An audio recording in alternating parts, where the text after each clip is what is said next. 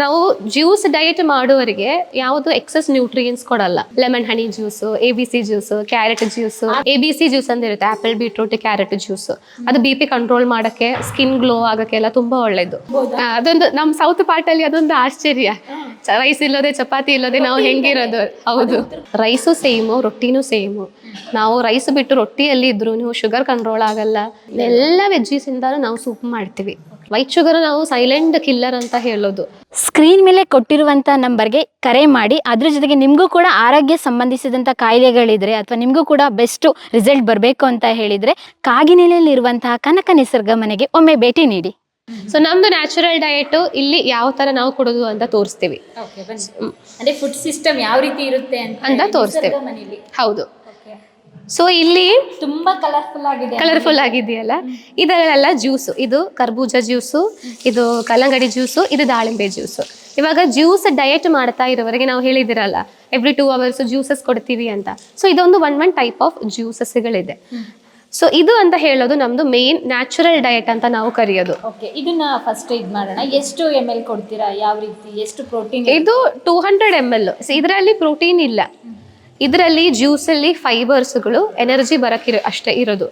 ನಾವು juice diet ಮಾಡುವವರಿಗೆ ಯಾವುದು ಎಕ್ಸೆಸ್ ನ್ಯೂಟ್ರಿಯನ್ಸ್ ಕೊಡಲ್ಲ, ಯಾಕಂದ್ರೆ ಕಂಪ್ಲೀಟ್ ವಾಟರ್ ಲಾಸ್ ಆಗಬೇಕು. ಸೊ ನಾವು ವಾಟರು ಮತ್ತೆ ಜ್ಯೂಸ್ ಅಷ್ಟೇ ಕೊಡೋದು. ನಾವು ಅವರಿಗೆ ತುಂಬಾ ಹಸಿವು ಆಗ್ತಾ ಇದೆ ಅಂತ ಹೇಳುವಾಗ ಇನ್ನೊಂದು ಗ್ಲಾಸ್ ಕೊಡ್ತೀವಿ. ನಾವು ಅದಕ್ಕೆ ರೆಸ್ಟ್ರಿಕ್ಷನ್ ಮಾಡಲ್ಲ. ಮಸಾಜ್ ಎಲ್ಲ ಮುಗಿಸಿ ತುಂಬ ಸುಸ್ತಾಗಿ ಬರುವವರಿಗೆ ಒಂದು ಗ್ಲಾಸ್ ಜ್ಯೂಸ್ ಕುಡಿದ್ರೆ ಆಗಲ್ಲ ಅಂತಿದ್ರೆ ಇನ್ನೊಂದು ಎಕ್ಸ್ಟ್ರಾ ಒಂದು ½ ಗ್ಲಾಸ್ ಕೂಡ ನಾವು ಎಕ್ಸ್ಟ್ರಾ ಕೊಡ್ತೀವಿ. ಇದು ಎವ್ರಿ 2 hours ನಾವು ಪ್ಲ್ಯಾನ್ ಮಾಡಿ ಅವರಿಗೆ ಕೊಡೋದು. ಜೊತೆಗೆ ಎಕ್ಸಸೈಸ್ಗಳಿರುತ್ತೆ. ಇನ್ನು ಕೆಲವೊಂದು ಕಂಡೀಷನ್ಸ್ಗಳಲ್ಲಿ ಅವರಿಗೆ ಇವಾಗ ಅನಿಮಿಯಾ ಇದೆ, ಬ್ಲಡ್ ಕಡಿಮೆ ಇರುವಾಗ ನಾವು ದಾಳಿಂಬೆ ಜ್ಯೂಸ್ ನಾವು ಪ್ರಿಫರ್ ಮಾಡ್ತೀವಿ. ಇಲ್ಲ ಅವರಿಗೆ BP ಇದೆ ಅಂತಿರುವಾಗ ಇದು ಬದಲಿಗೆ ಫ್ರೂಟ್ ಜ್ಯೂಸ್ ಬದಲಿಗೆ ವೆಜಿಟಬಲ್ ಜ್ಯೂಸ್, ಬೀಟ್ರೂಟ್ ಜ್ಯೂಸ್ ಕೊಡ್ತೀವಿ. ABC ಜ್ಯೂಸ್ ಅಂತ ಇರುತ್ತೆ, ಆಪಲ್ ಬೀಟ್ರೂಟ್ ಕ್ಯಾರೆಟ್ ಜ್ಯೂಸ್. ಅದು BP ಕಂಟ್ರೋಲ್ ಮಾಡೋಕ್ಕೆ, ಸ್ಕಿನ್ ಗ್ಲೋ ಆಗೋಕ್ಕೆ ಎಲ್ಲ ತುಂಬ ಒಳ್ಳೆಯದು. ಸೊ ನಾವು ಆ ಥರ ಜ್ಯೂಸಸ್ಗಳು ಕೊಡ್ತೀವಿ.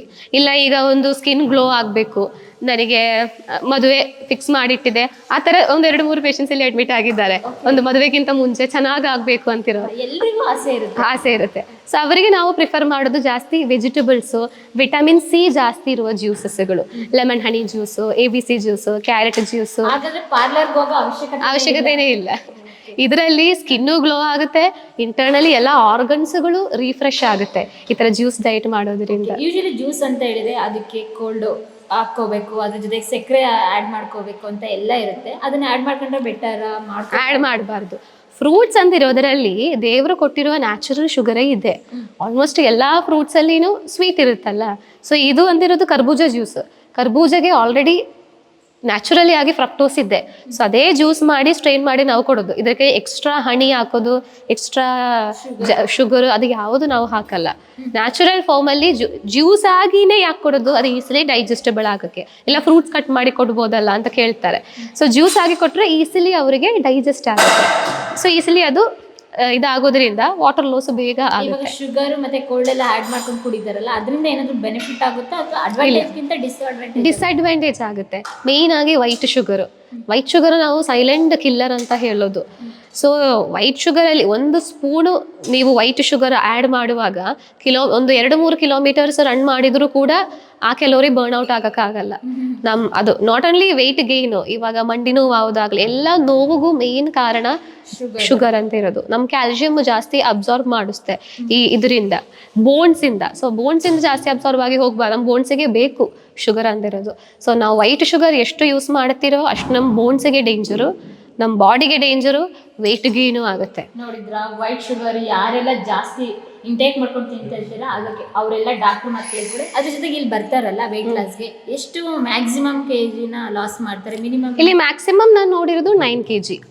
ಹೌದು, 10 days ಅಲ್ಲಿ 9 kg ಅಂದ್ರೆ ಮಿರಾಕಲ್ ರಿಸಲ್ಟ್. ಹೌದು, ನಮ್ಮ ಹೆಗ್ಡೆ ಸರ್ ಯಾವಾಗಲೂ ಹೇಳ್ತಾ ಇರ್ತಾರೆ, ನೀವು ಜ್ಯೂಸ್ ಡಯಟ್ ಮಾಡಿದರೆ ದಿನಕ್ಕೆ 1 kg ಕಡಿಮೆ ಆಗ್ತಾ ಬರುತ್ತೆ ಅಂತ. ಅದರಲ್ಲಿನೂ ಕೆಲವೊಂದು ಎಕ್ಸೆಪ್ಷನಲ್ ಕೇಸಸ್ಗಳಿದೆ. ಇವಾಗ ಮಹಿಳೆಯರಲ್ಲಿ ನೋಡಿದರೆ ಅವರಿಗೆ ಹಾರ್ಮೋನಲ್ ಇಂಬ್ಯಾಲೆನ್ಸ್ಗಳು ಜಾಸ್ತಿ, ಥೈರಾಯ್ಡ್ ಕೇಸಸ್ಗಳು, PCOD ಕಂಡೀಷನ್ ಇರುವವರು ಅವರೆಲ್ಲ ಫಾಸ್ಟಿಂಗ್ ಮಾಡುವಾಗ ಅಷ್ಟು ಬೇಗ ವೆಯ್ಟ್ ಲಾಸ್ ಆಗಲ್ಲ. ಯಾಕೆಂದರೆ ಅವ್ರದ್ದು ಮೆಟಬಾಲಿಕ್ ರೇಟ್ ಆಲ್ರೆಡಿ ಕಡಿಮೆ ಇದೆ, ಹಾರ್ಮೋನಲ್ ಇಂಬ್ಯಾಲೆನ್ಸಸ್ ಇದೆ. ಸೇಮ್ ಟೈಮ್ ನಾವು ಪುರುಷರ ವಿಭಾಗದಲ್ಲಿ ನೋಡಿದರೆ ಅವರು ಬೇಗ ವೆಯ್ಟ್ ಲಾಸ್ ಆಗುತ್ತೆ. ಸೊ ಅವ್ರೀಗ ಯೂಶಲಿ ನಾ ಈಗ 9 kg ವೆಯ್ಟ್ ಲಾಸ್ ಆಗಿದೆ ಅಂತ ನಾವು ನೋಡಿರೋದು ಪುರುಷರಲ್ಲಿನೇ. ಅವ್ರದ್ದು ವೆಯ್ಟ್ ಲಾಸ್ ಸ್ವಲ್ಪ ಬೇಗ ಆಗುತ್ತೆ. ಸೊ 9 kg, ಬಟ್ ಕೆಲವರು 2 kg ಕಡಿಮೆ ಆಗಿ ಹೋಗಿರೋರು ಇದ್ದಾರೆ. ಅವ್ರು ತುಂಬ ಇದಾಗಿ, ಅದು ಡಿಪೆಂಡ್ಸ್ ಆನ್ ಅವ್ರದ್ದು ಮೆಟಬಾಲಿಕ್ ರೇಟ್ ಮೇಲೆ ಕೂಡ. ಸೊ ನಾವು ಅವ್ರದ್ದು ಥೈರಾಯ್ಡ್ಗೆ ಟ್ರೀಟ್ಮೆಂಟ್ ಕೊಡ್ತೀವಿ. ಫಸ್ಟು ಥೈರಾಯ್ಡ್ ಕ್ಲಿಯರ್ ಮಾಡಿಕೊಂಡು ನೀವು ವೆಯ್ಟ್ ಲಾಸ್ ಮಾಡಿಕೊಳ್ಳಿ, ಅವಾಗ ಈಸಿಯಾಗಿ ವೆಯ್ಟ್ ಲಾಸ್ ಆಗುತ್ತೆ. ಅದಕ್ಕೆ ಅವ್ರಿಗೆ ಸ್ವಲ್ಪ ಕೌನ್ಸಿಲಿಂಗ್ ಬೇಕಾಗುತ್ತೆ. ಇವಾಗ ವೆಯ್ಟ್ ಲಾಸ್ ಅಂತ ಹೇಳಿ ತುಂಬಾ ಜನ ಮೊರೆ ಹೋಗ್ತಾ ಇರೋದು ಬೇರೆ ಬೇರೆ ಸಪ್ಲಿಮೆಂಟ್ರಿ ತಗೊಳ್ಳೋದು, ಟ್ಯಾಬ್ಲೆಟ್ ತಗೊಳ್ತಾರೆ, ಪೌಡರ್ ತಗೊಳ್ತಾರೆ, ಇನ್ನು ಒಂದು ಪೌಡರ್ ತಗೊಂಡು ದಿನವಿಡೀ ಎಲ್ಲ ಊಟ ಮಾಡ್ತಾರೆ. ಅದು ಹೆಲ್ತಿಗೆ ತುಂಬಾ ಎಫೆಕ್ಟ್ ಆಗುತ್ತೆ. ಈ ರೀತಿಯಾಗಿ ನ್ಯಾಚುರಲ್ ಆಗಿ ಬರುವಂತ ಜ್ಯೂಸ್ ಕುಡಿದ್ರೆ ನಮ್ಮ ಹೆಲ್ತ್ ಚೆನ್ನಾಗಿರುತ್ತೆ, ನಾವು ಕೂಡ ಸ್ಟ್ರಾಂಗ್ ಆಗ್ತೀವಿ, ವೆಯ್ಟ್ ಕೂಡ ಲಾಸ್ ಆಗುತ್ತೆ. ಕೇಳಿಸ್ಕೊಂಡ್ರ ಡಾಕ್ಟರ್ ಮತ್ತೆ ಯಾವತ್ತಿದ್ರು ಕೇಳಬೇಕು. ನೆಕ್ಸ್ಟ್ ಈ ಫುಡ್ಡಿಗೆ ಬರೋಣ. ಫುಡ್ ನೋಡ್ಲಿಕ್ಕೆ ತುಂಬಾ ಕಲರ್ಫುಲ್ ಆಗಿದೆ, ಅದು ಇಲ್ಲೊಂದು ಮಿಸ್ ಆಗಿದೆ, ರೈಸ್ ಅಥವಾ ಚಪಾತಿ.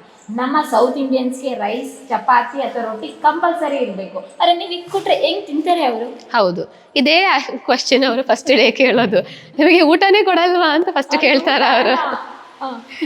ಅವ್ರು ರೈಸ್ ಕೊಡಲ್ಲ, ಚಪಾತಿ ಕೊಡಲ್ಲ, ಸಿರಿಧಾನ್ಯಗಳು ಕೊಡಲ್ಲ, ನಾವು ಹೆಂಗೆ ಇರ್ತೀವಿ ಇಲ್ಲಿ 10 ದಿನ, ಇಲ್ಲ ಮನೆಗೆ ಹೋಗಿ ಹೆಂಗೆ ಮಾಡ್ತೀವಿ ಅಂತ ಅವ್ರು ಕೇಳ್ತಾರೆ. ಬಟ್ ಲಾಸ್ಟ್ ಹೋಗುವಾಗ ಅವರೇ ಹೇಳ್ತಾರೆ ನಾವು ಇದನ್ನೇ ತಗೋತೀವಿ ಅಂತ, ಇನ್ನು ನಮಗೆ ರೈಸ್ ಬೇಕಾಗಿರಲ್ಲ, ಚಪಾತಿನೂ ಬೇಕಾಗಿರಲ್ಲ ಅಂತ ಅವರೇ ಹೇಳ್ತಾರೆ. ರೈಸ್ ತಿನ್ನಂಗೆ ಇರ್ಬೋದಲ್ಲ, ಚಪಾತಿ ತಿನ್ನಂಗೆ ಲೈಫ್ ಲಾಂಗ್ ಇರ್ಬೋದಾ? ಅದೊಂದು ನಮ್ಮ ಸೌತ್ ಪಾರ್ಟಲ್ಲಿ ಅದೊಂದು ಆಶ್ಚರ್ಯ, ರೈಸ್ ಇಲ್ಲದೆ ಚಪಾತಿ ಇಲ್ಲದೆ ನಾವು ಹೆಂಗಿರೋದು. ಹೌದು, ಉತ್ತರ ಕರ್ನಾಟಕದಲ್ಲಿ ರೊಟ್ಟಿ ಇಲ್ದಲೇ ಇರಕ್ ಆಗಲ್ಲಪ್ಪ, ಆಗಲ್ಲ.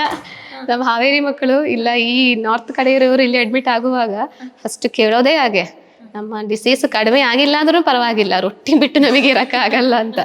ಬಟ್ ಹಂಗಿರುವವರಿಗೆ ನಾವು ಈ ರೊಟ್ಟಿಯಲ್ಲಿ ಏನು ಪ್ರಿನ್ಸಿಪಲ್ ಇದೆ ಇವರಿಗೆ ಕರೆಕ್ಟ್ ಎಜುಕೇಷನ್ ಕೊಟ್ಟರೆ ಇವ್ರಿಗೆ ಗೊತ್ತಾಗುತ್ತೆ. ರೈಸು ಸೇಮು, ರೊಟ್ಟಿನೂ ಸೇಮು. ನಾವು ರೈಸ್ ಬಿಟ್ಟು ರೊಟ್ಟಿಯಲ್ಲಿ ಇದ್ರೂ ಶುಗರ್ ಕಂಟ್ರೋಲ್ ಆಗಲ್ಲ, ವೆಯ್ಟ್ ಕಡಿಮೆ ಆಗಲ್ಲ ಅಂತ ಅವರಿಗೆ ಒಂದು 10 ಡೇಸಲ್ಲಿ ಇಷ್ಟು ಗೊತ್ತಾಗುತ್ತೆ. ಸೊ ನಾವು ಅವರಿಗೆ ಟೇಕ್ ಓವರ್ ಮೆಸೇಜ್ ಕೊಡೋದು ಲೈಫ್ ಲಾಂಗು 3 times ನೀವು ಏನು ತಿನ್ನಬಾರದು ಅಂತ ಅಲ್ಲ. ಕಂಪ್ಲೀಟಾಗಿ ನಮಗಿದು ಸ್ಟಾಪ್ ಮಾಡಿ ಇರೋಕ್ಕಾಗಲ್ಲ. ಎವ್ರಿ ಟೈಮ್ ಇಷ್ಟೊಂದು ಮಾಡಿಕೊಡೋಕ್ಕೆ ಮನೆಯಲ್ಲಿ ಯಾರಿಗೂ ಟೈಮೂ ಇರಲ್ಲ, ಅಷ್ಟೊಂದು ಪೇಷನ್ಸು ಯಾರಿಗೂ ಇರಲ್ಲ ಸೂಪ್ ಮಾಡೋಕ್ಕೆ, ಇದು ಮಾಡೋಕ್ಕೆ. ನಾವು ಹೇಳ್ತಾ ಇರೋದು ನಾವು ತಿಂತಾ ಇರುವ ಧಾನ್ಯಗಳದ್ದು ಕ್ವಾಂಟಿಟಿ ಕಡಿಮೆ ಮಾಡಿಕೊಳ್ಳಿ ಅಂತ. ನಾವು 3 ಹೊತ್ತು ಅದನ್ನೇ ತಿಂತಾ ಇರೋದು. ಬೆಳಗ್ಗೆ ನಮಗೆ ಇಡ್ಲಿ, ದೋಸೆ, ಉಪ್ಪಿಟ್ಟು ಅದರಿಂದ ಐಟಮ್ಸ್ ಇರುತ್ತೆ, ಮಧ್ಯಾಹ್ನ ದೋಸೆ ಇಲ್ಲ ಚಪಾತಿ, ರೊಟ್ಟಿ ಇರುತ್ತೆ, ನೈಟ್ ರೊಟ್ಟಿ ಇರುತ್ತೆ. 3 ಹೊತ್ತು ನಮಗೆ ತಗೊಳ್ತಾ ಇರುವ ಅವಶ್ಯಕತೆ ಇಲ್ಲ. ಅದು ಬೇಕು ಯಾರಿಗೆ? ಹೊಲೆ ಕೆಲಸ ಮಾಡ್ತಾ ಇರುವವರಿಗೆ, ತುಂಬ ಫಿಸಿಕಲ್ ಆ್ಯಕ್ಟಿವಿಟಿ ಮಾಡ್ತಾ ಇದೆ, ಭಾರ ಎತ್ತಕ್ಕಿದೆ, ಅಷ್ಟು ವರ್ಕ್ ಮಾಡುವವರಿಗೆ ಅಷ್ಟು ಕ್ಯಾಲೋರಿ ಬೇಕಾಗುತ್ತೆ. ಹಂಗಿರೋರ ಹತ್ರ ನಾವು ಡಯಟ್ ಹೇಳಲ್ಲ. ಬಟ್ ನಮ್ಮದು ಇಲ್ಲಿ ಯೂಶ್ವಲಿ ಸಾಧಕರು ಜಾಸ್ತಿ ಡಾಕ್ಟರ್ಸು, ಎಂಜಿನಿಯರ್ಸು, ಸಾಫ್ಟ್ವೇರ್ ಮಾಡೋರು, ಟೀಚರ್ಸು, ಅಡ್ವೊಕೇಟ್ಸು, ಆ ಥರ ವೈಟ್ ಕಾಲರ್ ಜಾಬ್ಸ್ ಇರೋರು, ಇಲ್ಲ ಸಿಟ್ಟಿಂಗ್ ವರ್ಕ್ ಇರೋರು, ಆ ಥರ ಕೆಲಸ ಮಾಡೋರು ಜಾಸ್ತಿ. ಸಿಟ್ಟಿಂಗ್ ಮಾಡ್ತಾ ಇರೋವರಿಗೆ ಜಾಸ್ತಿ ಶುಗರಿಂದ ಅವಶ್ಯಕತೆ ಇಲ್ಲ. ಸೊ ಅವರಿಗೆ ಶುಗರ್ ಕಂಟ್ರೋಲ್ ಮಾಡಬೇಕು, ಇಲ್ಲ ತೂಕ ಕಡಿಮೆ ಆಗಬೇಕು ಅಂದಿರುತ್ತೆ, ಒಂದೇ ಒಂದು ಶಾರ್ಟ್ಕಟ್ ಇರೋದು ಧಾನ್ಯಗಳನ್ನ ಪೂರ್ತಿ ಸ್ಟಾಪ್ ಮಾಡೋದು. ಸ್ಟಾಪ್ ಮಾಡಿ ಮತ್ತೆ ಏನು ತಗೊಳ್ಳೋದು, ಅದು ಕ್ವಶನ್. ಹೌದು, ಏನು ಕ್ವಶನ್? ಇವರು ಏನು ತಿನ್ನಬಾರ್ದು ಅಂತ ಹೇಳುವಾಗ ಏನು ತಿನ್ನಬೇಕು ಅಂದಿರುತ್ತೆ. ಮೇಯ್ನ್ ಆಗಿ ತಿನ್ನಬೇಕಾಗಿರೋದು ಫ್ಯಾಟ್ ಇದೆ. ಫ್ಯಾಟ್ ಅಂದಿರೋದು ಮತ್ತೆ ಫ್ಯಾಟ್ ಹೌದು, ಅದು ಯೂಶಲಿ ಇಲ್ಲಿ ಬರುವ ಕ್ವಶನ್, ಫ್ಯಾಟಿಂದ ಫ್ಯಾಟ್ ಆಗುತ್ತಲ್ಲ ಅಂತ. ಅದಕ್ಕೆ ನಾವು ಲೈವ್ ಇದು ತೋರಿಸ್ತಾ ಇರೋದು. ಇದು ಸೂಪ್ ಇದೆ, ಇದು ಕ್ಯಾರೆಟ್ ಸೂಪ್. ಇವತ್ತು ಈ ಸೂಪ್ ಅಲ್ಲಿ ನಾವು ಹಾಕಿರೋದು ತುಪ್ಪ ಇದೆ, ಅದನ್ನು ನಾವು ಎಮ್ಮೆ ತುಪ್ಪ ಹಾಕಿರೋದು. ಎಮ್ಮೆ ತುಪ್ಪನ ಎಷ್ಟು ಕೊಲೆಸ್ಟ್ರಾಲ್ ಮತ್ತೆ ಇಂಟೇಕ್ ಮಾಡ್ತಾ ಇದ್ದೀರಾ ಮೇಡಮ್? ಹೌದು, ಇದೆಲ್ಲ ಒಂದು ನೋಷನ್ ಇದೆ.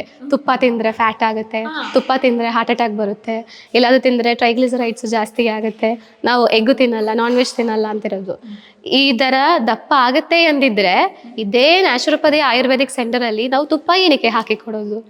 ಇಲ್ಲಿ ಎಲ್ಲರೂ ಆಲ್ಮೋಸ್ಟ್ ಬರೋಗೆ ಒಂದು 5-6 kg ವೆಯ್ಟ್ ಲಾಸ್ ಆದರೆ ಒಳ್ಳೇದು ಅಂತ ಒಂದು ಇರುತ್ತೆ ಅವ್ರ ತಲೆಯಲ್ಲಿ. ಆಲ್ಮೋಸ್ಟ್ ಎಲ್ಲರಿಗೂ ವೆಯ್ಟ್ ಲಾಸ್ ಆಗಬೇಕು ಅಂದಿರುತ್ತೆ. ಆ ವೆಯ್ಟ್ ಲಾಸ್ ಕೇಳಿ ಬರೋವರೆಗೂ ನಾವು ಯಾಕೆ ತುಪ್ಪ ಹಾಕಿ ಕೊಡೋದು? ಅದೊಂದು ಲಾಜಿಕ್ ಕ್ವೆಶ್ಚನ್. ಸೊ ಅದರಲ್ಲಿನೇ ನಮ್ಮ ಜನರಿಗೆ ಗೊತ್ತಾಗಬೇಕು, ತುಪ್ಪದಿಂದ ಇಲ್ಲ ಫ್ಯಾಟಿಂದಾನೇ ಫ್ಯಾಟನ್ನ ಇಳಿಸ್ಲಿಕ್ಕಾಗೋದು. ಫ್ಯಾಟಿಂದ ನಾವು ಯಾವಾಗಲೂ ದಪ್ಪ ಆಗಲ್ಲ. ಇವಾಗ ನಾನು ಹಾಕಿರೋ ತುಪ್ಪ ಇಲ್ಲಿ ರೊಟ್ಟಿ ಇಟ್ಟು ರೊಟ್ಟಿ ಮೇಲೆ ತುಪ್ಪ ಹಾಕಿ ತಿಂದ್ರೆ ದಪ್ಪ ಆಗುತ್ತೆ. ಇಲ್ಲ ಇವಾಗ ಸ್ವಲ್ಪ ರೈಸ್ ಹಾಕಿದ್ದೆ, ರೈಸ್ ಮೇಲೆ ನಾವು ತುಪ್ಪ ಹಾಕಿ ಆ ಥರ ತಿಂದ್ರೆ ದಪ್ಪ ಆಗುತ್ತೆ. ಯೂಶುವಲಿ ನಾವು ಮಾಡ್ತಿರೋದು ಅದೇ ಮಿಸ್ಟೇಕ್. ತುಪ್ಪ ಹಾಕೊಂಡು ತಿಂತೀವಿ, ಚಪಾತಿಲಿ, ರೈಸ್ ಅಲ್ಲಿ ಎಲ್ಲ ತುಪ್ಪ, ಹೋಳಿಗೆಯಲ್ಲಿ ತುಪ್ಪ ಹಾಕಿ ತಿಂತೀವಿ. ಇಲ್ಲೊಂದು ಕಲ್ಚರ್ ಇದೆ ಅದು. ಆ ಥರ ನೀವು ಶುಗರ್ ಜೊತೆಗೆ ಫ್ಯಾಟನ್ನ ಕಂಪೈನ್ ಮಾಡುವಾಗ ವೆಯ್ಟ್ ಗೇನ್ ಆಗುತ್ತೆ. ಸೇಮ್ ಟೈಮು ಫೈಬರ್ಸು ಅಥವಾ ಪ್ರೋಟೀನ್ ಜೊತೆಗೆ ನೀವು ಇದನ್ನು ಆ್ಯಡ್ ಮಾಡಿಕೊಂಡು ತಗೊಳ್ಳುವಾಗ ನೀವು ಸಣ್ಣ ಆಗ್ತೀವಿ. ಅದಕ್ಕೆ ನಾವು ಯಾವಾಗಲೂ ಹೈ ಫ್ಯಾಟ್ ಡಯಟ್ ವೆಯ್ಟ್ ಲಾಸಿಗೆ ಪ್ರಿಫರ್ ಮಾಡೋದು. ನಾವು ಇಲ್ಲಿನೇ ಅವ್ರಿಗೆ ಇದನ್ನೇ ತೋರಿಸ್ತಾ ಇರೋದು, ತುಪ್ಪ ತಿಂದರೆ ನೀವು ವೆಯ್ಟ್ ಲಾಸೇ ಆಗೋದು, ವೆಯ್ಟ್ ಗೇನ್ ಆಗಲ್ಲ ಅಂತ ಅವರಿಗೆ ತೋರ್ಸೋಕ್ಕೇ ನಾವು ಇಲ್ಲಿ ತುಪ್ಪ ಅಥವಾ ಎಮ್ಮೆ ತುಪ್ಪ ಅಲ್ಲಿ ಇನ್ನೂ ಒಳ್ಳೆ ಕೊಲೆಸ್ಟ್ರಾಲ್ ಜಾಸ್ತಿ ಇದೆ, ಅದನ್ನು ನಾವು ಜಾಸ್ತಿ ಆ್ಯಡ್ ಮಾಡಿಕೊಂಡು ಕೊಡೋದು. ಕೊಲೆಸ್ಟ್ರಾಲ್ ಅಂದಿರೋದು ಆ್ಯಕ್ಚುಲಿ ಭಯ ಬೇಕು. ಏನಕ್ಕೆ? ಕೊಲೆಸ್ಟ್ರಾಲ್ ಕಡಿಮೆ ಆದ್ರೂ ಭಯ ಬರಬೇಕು. ಸೊ ಇವಾಗ ನಮ್ಮನ್ನ ಹಾರ್ಟ್ನ ಪ್ರೊಟೆಕ್ಟ್ ಮಾಡೋ ಒಂದು ಫ್ಯಾಟ್ ಇದೆ, ಅದನ್ನು ನಾವು HDL ಫ್ಯಾಟ್ ಅಂತ ಹೇಳ್ತೀವಿ. ಆ HDL ಫ್ಯಾಟು ನಮ್ಮ ಬಾಡಿಯಲ್ಲಿ ಕಡಿಮೆ ಇದ್ದರೆ ಬೇಗ ಹಾರ್ಟ್ ಅಟ್ಯಾಕ್ ಬರುತ್ತೆ. ಸೊ ಇವಾಗ ಯಂಗ್ ಏಜಲ್ಲಿ ಎಲ್ಲ ಹಾರ್ಟ್ ಅಟ್ಯಾಕ್ ತುಂಬ ಕಾಮನ್ ಆಗಿದೆ. 30, 34, 35 ಏಜಲ್ಲಿ ಎಲ್ಲ ಹಾರ್ಟ್ ಅಟ್ಯಾಕ್ ಬರ್ತಾ ಇದೆ. ಯಾಕೆ ಬರ್ತಾ ಇರೋದು? ನಾವು ತಿಳ್ಕೊಬೇಕು. ಹೌದು, ಯಾಕೆಂದರೆ ನಮ್ಮ ಆಹಾರದಲ್ಲಿ ನಾವು ಫ್ಯಾಟ್ ತಿಂತಾ ಇಲ್ಲ, ಗುಡ್ ಫ್ಯಾಟು. ಸೊ ಈ ಕರ್ದಿರೋ ಫ್ಯಾಟ್ ಬಗ್ಗೆ ಎಲ್ಲ ನಾನು ಹೇಳೋದು. ಗುಡ್ ಫ್ಯಾಟ್ ನಾವು ಬಿಡುವಾಗ ಬಾಡಿಯಲ್ಲಿ HDL ಕೊಲೆಸ್ಟ್ರಾಲ್ ಕಡಿಮೆ ಆಗುತ್ತೆ. HDL ಅಂದರೆ ಹೈ ಡೆನ್ಸಿಟಿ ಗುಡ್ ಕೊಲೆಸ್ಟ್ರಾಲ್ ಅಂತ ಡಾಕ್ಟರ್ಸ್ ಹೇಳ್ತಾರಲ್ಲ, ಅದನ್ನೇ ಈ HDL ಕೊಲೆಸ್ಟ್ರಾಲ್. ಅದನ್ನು ಜಾಸ್ತಿ ಮಾಡಿ ಇಲ್ಲ ಅಂದರೆ ಹಾರ್ಟಿಂದ ಫ್ಯಾಟ್ ಹೋಗಲ್ಲ. ಅದನ್ನು ಜಾಸ್ತಿ ಮಾಡೋಕ್ಕೆ ಒಂದೇ ಒಂದು ಸೊಲ್ಯೂಷನ್ ಇರೋದು ತುಪ್ಪ, ಬೆಣ್ಣೆ, ನಟ್ಸುಗಳು, ಬಾದಾಮಿ, ಗೋಡಂಬಿ, ವಾಲ್ನಟ್ಸು, ಪಿಸ್ತಾ, ಆ ಥರ ನಟ್ಸುಗಳು, ಎಗ್ಗು, ನಾನ್ ವೆಜ್ ತಗೊಳ್ಳೋರು ನಾನ್ ವೆಜ್ಜು, ಸಸ್ಯಾಹಾರಿಗಳಿದ್ದರೆ ಪನ್ನೀರು, ಮೊಸರು, ಮಜ್ಜಿಗೆ, ಈ ಥರ ಒಳ್ಳೆ ಫ್ಯಾಟ್ ಬರುವ ಆಹಾರಗಳು ತಗೋಬೇಕು. ನಮಗೆಲ್ಲ ತಗೊಳ್ಳೋಕ್ಕೆ ಭಯ. ತುಪ್ಪ ತಿಂದರೆ ಫ್ಯಾಟ್ ಆಗುತ್ತೆ, ಮಟನ್ ತಿಂದರೆ ಫ್ಯಾಟ್ ಆಗುತ್ತೆ ಅಂತ ನೋಡಿಕೊಂಡು ನಮ್ಮ ಮಕ್ಕಳು ಯಾರು ಅದು ತಗೊಳ್ಳಲ್ಲ. ಅದರಲ್ಲಿ ಇವಾಗ ಏನಾಗ್ತಾ ಇದೆ, ನಾವು ಕೊಲೆಸ್ಟ್ರಾಲ್ ಚೆಕ್ ಮಾಡುವಾಗ HDL ಕೊಲೆಸ್ಟ್ರಾಲ್ ತುಂಬ ಕಡಿಮೆ ಬರ್ತಾ ಇದೆ. ಯಾರಿಗೆಲ್ಲ HDL ಕೊಲೆಸ್ಟ್ರಾಲ್ ಕಡಿಮೆ ಇದೆಯೋ ಅವರಿಗೆಲ್ಲ ಹಾರ್ಟಿಗೆ ಒಂದು ರಿಸ್ಕ್ ಇದೆ. ಸೊ ಅದು ಕೂಡ ಇಂಪ್ಲಿಕೇಟ್ ಮಾಡೋಕ್ಕಂತಾನೆ ನಾವು ಇಲ್ಲಿ ತುಪ್ಪ ಆ್ಯಡ್ ಮಾಡಿ ಕೊಡ್ತಾ ಇರೋದು. ಎಷ್ಟು ಕ್ವಾಂಟಿಟಿ ಕೊಡ್ತೀರಾ ನೀವು ಸೂಪು? ಯಾವೆಲ್ಲ ಸೂಪ್ ಮಾಡ್ತೀರಾ ಇಲ್ಲಿ ಎಲ್ಲ ತರಕಾರಿಯಿಂದ ಸೂಪ್ ಮಾಡ್ತೀವಿ. ಕ್ಯಾರೆಟು, ಕುಕುಂಬರು, ಇಲ್ಲಿ ರಿಡ್ಜ್ ಗಾರ್ಡ್, ಹೀರೆಕಾಯಿ, ತೊಂಡೆಕಾಯಿಯಿಂದ ಇದು ಮಾಡಲ್ಲ, ನಾವು ಪಲ್ಯ ಮಾಡ್ತೀವಿ. ಮತ್ತು ಬೂದು ಕುಂಬಳಕಾಯಿ, ಈ ಥರ ಎಲ್ಲ ವೆಜ್ಜೀಸಿಂದ ನಾವು ಸೂಪ್ ಮಾಡ್ತೀವಿ. ಸೊ ಆ ಥರ ಸೂಪ್ ಮಾಡಿ ಅದಕ್ಕೆ ಅಂದರೆ ಡೈರೆಕ್ಟ್ ತುಪ್ಪ ಕುಡಿಲಿಕ್ಕಾಗಲ್ಲ ಅಲ್ಲ, ಮತ್ತು ಸೂಪ್ ತಿನ್ನೋಕ್ಕೆ ತುಪ್ಪ ತಗೊಳ್ಳೋಕೆ ಒಂದು ವೇ ಇರಬೇಕಲ್ಲ. ಸೊ ನಾವು ಸೂಪ್ ಹಾಕಿ ಯೂಶಲಿ ಒಂದು 200 ml ಅಷ್ಟು ಸೂಪ್ ಕೊಡೋದು. ಅಂದರೆ ಸೂಪ್ ಕುಡಿಯುವಾಗಲೇ ಹೊಟ್ಟೆ ಫುಲ್ ಆಗುತ್ತೆ. ಇದರಲ್ಲಿ ನಾವು ನ್ಯಾಚುರಲ್ ಡಯಟ್ ಅಂತ ಎಷ್ಟು ಕೊಟ್ಬಿಟ್ರು ಅರ್ಧಕ್ಕೇ ಅವ್ರದ್ದು ಹೊಟ್ಟೆ ಫುಲ್ ಆಗುತ್ತೆ. ಸೊ ಅದಕ್ಕೆ ಒಂದು 200 ml ಇದಕ್ಕೆ ಒಂದು 2 to 3 ಟೇಬಲ್ ಸ್ಪೂನ್ ಅವ್ರದ್ದು ಕಂಡೀಷನ್ ಪ್ರಕಾರ ನಾವು ತುಪ್ಪ ಆ್ಯಡ್ ಮಾಡಿ ಕೊಡೋದು. ಇದು ಬಾಯಿಲ್ಡ್ ವೆಜಿಟೇಬಲ್ಸು. ಇದು ನಾವು ಹೇಳಿದಲ್ಲ, ಆಟೋ ಇಮ್ಯೂನ್ ಕಾಯಿಲೆಗಳಲ್ಲಿ ಜಾಸ್ತಿ ಕಂಡು ಬರೋದು. IBS ಆಗೋದಾಗಲಿ, ಇಲ್ಲ ಗ್ಯಾಸ್ಟ್ರೈಟಿಸು, ಇಲ್ಲ ಲೂಸ್ ಮೋಷನ್ನು, ಇಲ್ಲ ಮಲಬದ್ಧತೆ, ಆ ಥರ ಇರುವವರೆಲ್ಲ ತರಕಾರಿಗಳೇ ಮನೆಯಲ್ಲಿ ತಿನ್ನಲ್ಲ. ಜಾಸ್ತಿ ಧಾನ್ಯಗಳು ತಿಂದು ಇದ್ರದ್ದು ಪೋರ್ಷನ್ ಕಡಿಮೆ, ರೊಟ್ಟಿ ಜೊತೆಗೆ ಸ್ವಲ್ಪ ಪಲ್ಯ ತಿಂತೀವಿ, ಉಪ್ಪಿನಕಾಯಿ ಥರ ತಿಂತೀವಿ. ನಾವು ಅದಕ್ಕೆ ಮೇನ್ ಕೋರ್ಸ್ ಆಗಿ ವೆಜಿಟೇಬಲ್ಸೇ ಇಲ್ಲಿ ಕೊಡೋದು. ಇಷ್ಟು ಅವರು ತಗೊಳ್ಳುವಾಗ ಅವ್ರ ಹೊಟ್ಟೆಯಲ್ಲಿರುವ ಸೂಕ್ಷ್ಮ ಜೀವಿಗಳಿದೆಯಲ್ಲ, ಒಳ್ಳೆ ಬ್ಯಾಕ್ಟೀರಿಯಾ ಅವರಿಗೆ ಆಹಾರ ಆಗುತ್ತೆ. ಸೊ ಆಟೋ ಇಮ್ಯೂನ್ ಕಾಯಿಲೆಗಳಲ್ಲಿ ಕಾನ್ಸೆಪ್ಟ್ ಇಷ್ಟೇ ಇರೋದು, ನಮ್ಮ ಹೊಟ್ಟೆಯಲ್ಲಿ ಇರುವ ಸೂಕ್ಷ್ಮ ಜೀವಿಗಳಿಗೆ ಆಹಾರ ಕೊಡಬೇಕು, ಅವ್ರದ್ದು ಸಂಖ್ಯೆ ಜಾಸ್ತಿ ಆಗಬೇಕು. ಇದು ಒಂದೇ ಇದರಿಂದ ನೀವು ಚಿಕಿತ್ಸೆ ಕೊಟ್ಟರೆ IBS ಕ್ಲಿಯರ್ ಆಗುತ್ತೆ, ಅಲ್ಸರೇಟಿವ್ ಕೊಲೈಟಿಸ್ ಕ್ಲಿಯರ್ ಆಗುತ್ತೆ, ಸೋರಿಯಾಸಿಸ್ ಕ್ಲಿಯರ್ ಆಗುತ್ತೆ, ಆಮವಾದ ಕ್ಲಿಯರ್ ಆಗುತ್ತೆ, ಎಲ್ಲ ಕ್ಲಿಯರ್ ಆಗುತ್ತೆ. ಪ್ರಿಯ ವೀಕ್ಷಕರೇ, ನಾವು ತೋರಿಸುತ್ತಿರುವ ಇತಿಹಾಸದ ಕಥೆಗಳು ಕನ್ನಡದ ಕಲೆ, ಸಾಹಿತ್ಯ, ಸಂಸ್ಕೃತಿ, ಜನಜೀವನ, ಇತಿಹಾಸ ಸೃಷ್ಟಿಸಿದ ಜನಸಾಮಾನ್ಯರ ಅಸಾಮಾನ್ಯ ಕಥೆಗಳು ನಿಮಗೆ ಇಷ್ಟ ಆಗಿದ್ಯಾ? ಹಾಗಿದ್ರೆ ವಿಡಿಯೋ ನೋಡಿ ಸುಮ್ಮನಾಗ್ಬೇಡಿ, ಶೇರ್ ಮಾಡಿ, ಸಪೋರ್ಟ್ ಮಾಡಿ, ನಮ್ಮೊಂದಿಗೆ ಜೊತೆಯಾಗಿ. ಇದು ನೀವೇ ಬೆಳೆಸಿದ ನಿಮ್ಮ ನೆಚ್ಚಿನ ಡಿಜಿಟಲ್ ಮಾಧ್ಯಮ. ಮುಂದೆ ನಿಮಗಾಗಿ ಇನ್ನಷ್ಟು ವಿನೂತನ ಶೈಲಿಯಲ್ಲಿ ಬರಲಿದೆ. ನೈತಿಕ ಬೆಂಬಲದ ಜೊತೆಗೆ ಆರ್ಥಿಕ ಬೆಂಬಲ ನೀಡಿ. ನಿಮ್ಮ ಬೆಂಬಲವೇ ನಮಗೆ ಪ್ರೇರಣೆ, ಸ್ಫೂರ್ತಿ ಕೂಡ. ನಿಮ್ಮ ಬೆಂಬಲದೊಂದಿಗೆ ನಮ್ಮ ಪಯಣ ಮುಂದುವರಿಯುತ್ತಿದೆ. ಸಾಮಾಜಿಕ ಬದಲಾವಣೆಗೆ ಜೊತೆಯಾಗಿ ನಮ್ಮ ಮುಂದಿನ ಪೀಳಿಗೆಗೆ ಕರ್ನಾಟಕದ ಇತಿಹಾಸ ಉಳಿಸೋಣ.